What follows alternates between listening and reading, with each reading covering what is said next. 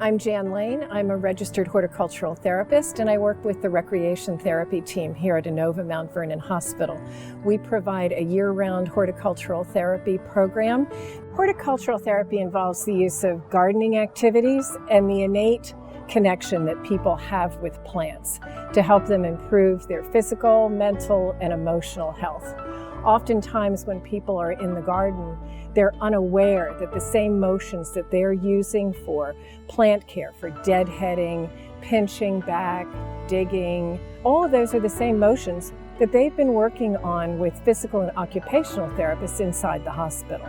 The sights and scents and smells of the garden provide a distraction for patients. What they're doing is bringing their focus back to the here and now so they can continue on with the rest of the day.